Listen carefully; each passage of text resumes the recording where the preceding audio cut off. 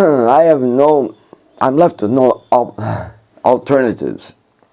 You know, when you're a small person, you have no alternatives. You can even either talk to yourself or whatever. Okay. Addressing this to Elon Musk. Yeah, addressing it to Elon Musk. It's a serious, serious matter. Yeah, it's a serious matter.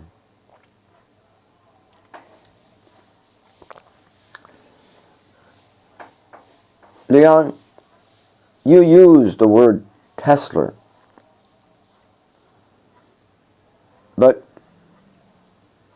you're using the word Tesla, or the name Tesla, and stamping everything Tesla, Tesla, is destroying what Tesla tried to do.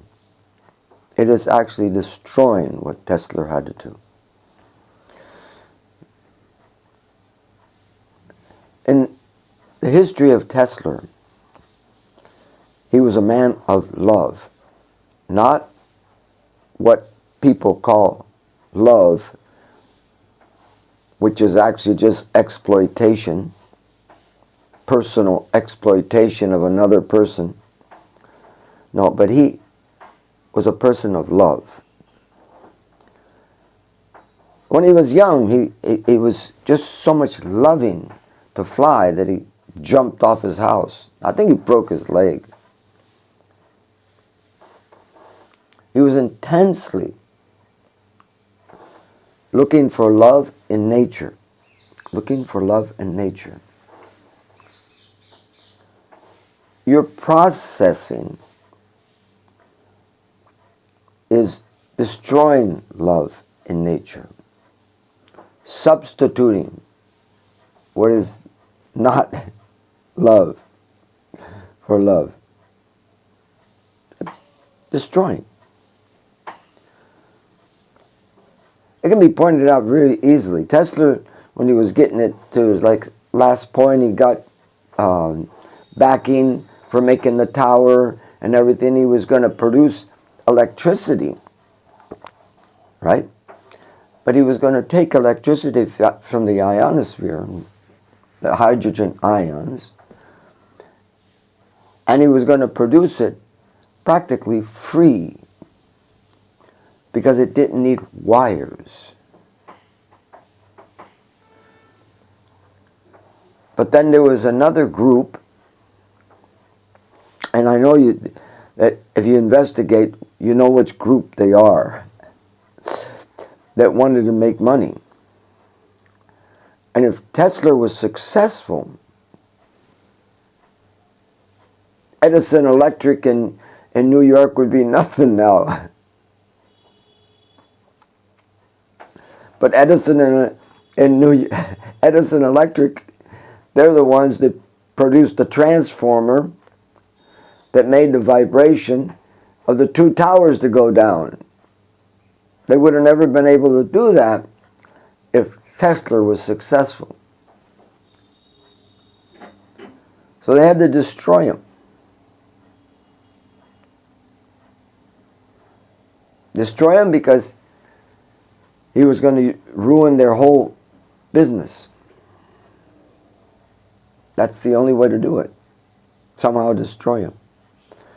But Tesla was smart. Tesla, even he himself, he had a dove, a beautiful white dove that exchanged love with him. His love was so satisfied with nature that he never married. It didn't come into his being that I have to do this, marriage. And he didn't have the girls on the side and the kids on the side. That's exploitation. That's not love. Not love at all. And a man that has too much love becomes womanish. That's how it happens. That's the balance. The balance is you want woman too much, and you become womanish. You lose your masculinity. You can see it with that Playboy. The guy that was head of the Playboy, at the end he was a Playgirl. It just proves it. Too much, and you go the other side. That's exploitation. And that is the result of exploitation. So now you've taken what Tesla was being inspired, and if you listen to him, any of the speeches of Tesla, they're so inspiring because it's coming from another realm down to him. He's not exploiting. It's coming from a realm down to him. He's not trying to divide things and pull things apart and see how it works and everything. No, he's trying to put everything together and see the beauty in it. And he was doing it. And he could produce electricity and just send it from one tower to another place, and the person can use the electricity. No problem at all. They had to get rid of him. But he was a smart man. He thought, you know, they're not going to go along with me. They're going to try to get rid of me. Better I just go. So one day he just does what he usually does. He goes, he gets a hotel room, goes around the block about, I don't know, 3 or 9, 6, 3, 6 or 9 times he goes around. Then he goes up to his room, and of course the room has 3, 6, and 9. And he goes into the room and he leaves. He doesn't die, he just leaves. On his own accord, he leaves. That is the strength of his love that you're destroying. You should change the name. Don't use the name Tesla. The name Tesla is just exploitation. And the exploitation, the result is just not love. Certainly isn't love.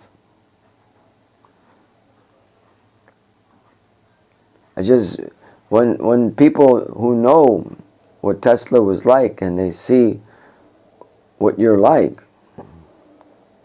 it just makes the person feel so bad that a personality who had so much love,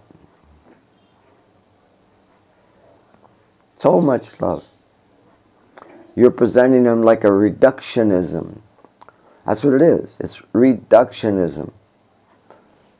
Take it apart, take it apart, take it apart, take it apart.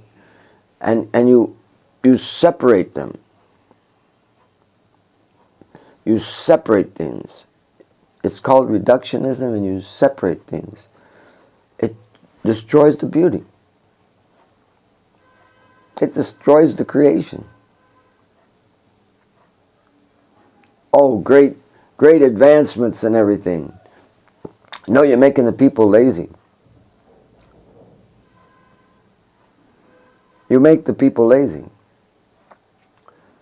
And it's just a cycle, because they made the people lazy, and then some of those lazy guys crashed in Roswell.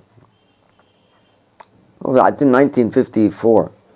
My dad was in the investigation. He was a radar man in Dayton, the Wright-Patterson Air Force Base, Strategic Command. He was the one taking all the pictures and everything, or seeing all the pictures of the crash. And they found him. But the amazing part of the thing was they looked human. No muscles. No muscles, because they didn't work. No ears, just holes, because they didn't hear. No nose, because they didn't use their nose. So you don't use these things. They disappear. So the one that lasted until the end there was one that did last until the end. And that one that lasted, the prime thing that one should understand, the linguistic people couldn't understand how he's communicating. He's mostly communicating with his mind. Okay, his mind is pretty strong. You gotta have a strong mind. No teeth. No teeth because you don't chew. You're just swallowing water all the time, so that you don't pee and poop. Oh, great advancement. I don't pee and poop. So, in other words, everything's just like weak, like anything. Delicate, weak. Can't run.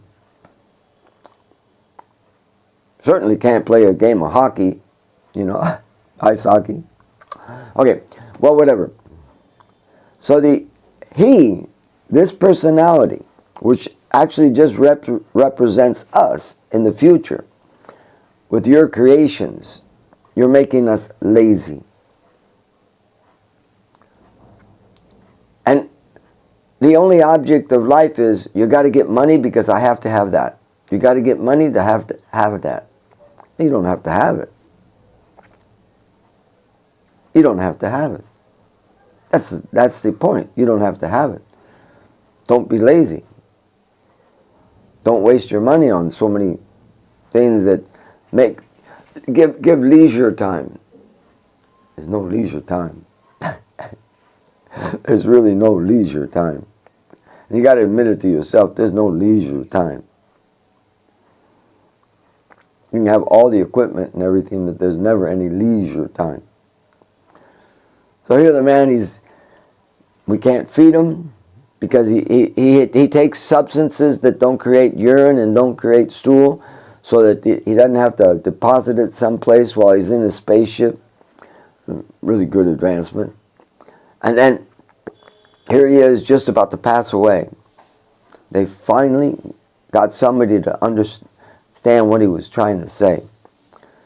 And the person was saying, I came to see you.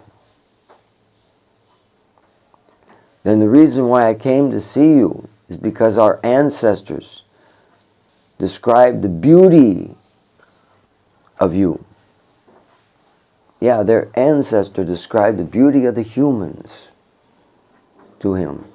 So he had heard about the beauty of the humans, especially the girls, the beauty of the humans. So he had come just to see us. Just to see us. This, perhaps my body isn't a good representation of beauty or anything like that. But this body, this human body, has been made in such a way that it's beautiful. It is beautiful. And his body had certainly deteriorated from that beauty.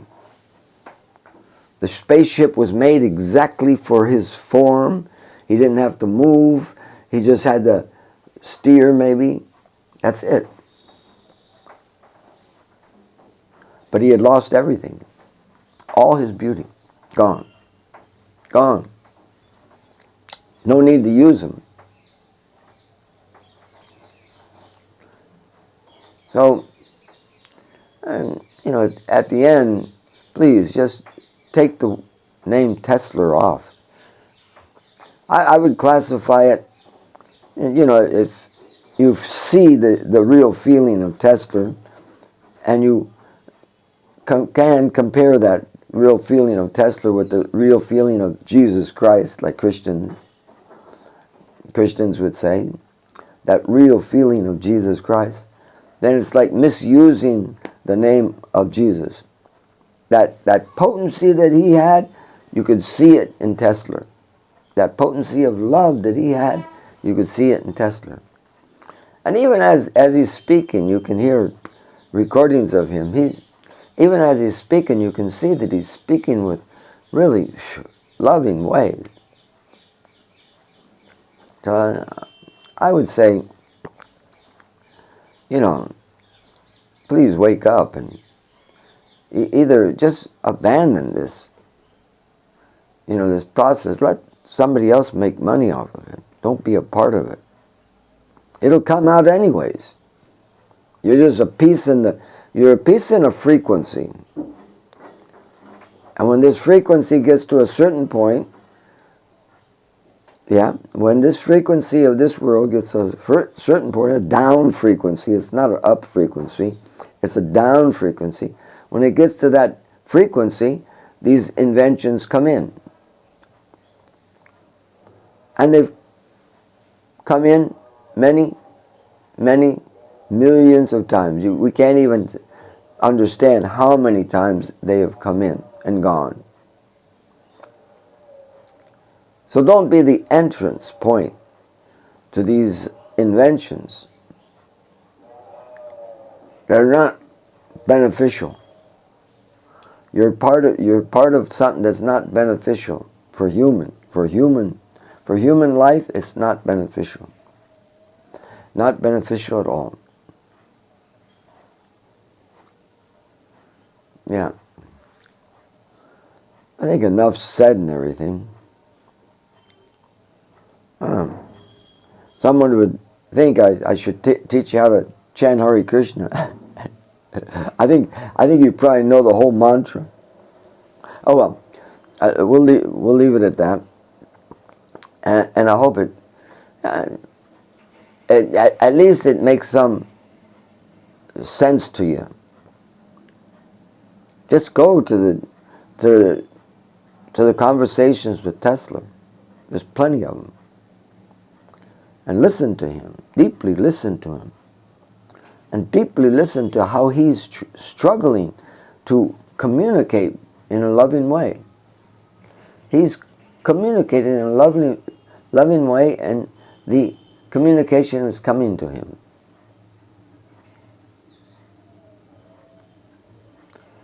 And he went to the extent that it's better that I leave this planet than stay here and see what they're doing.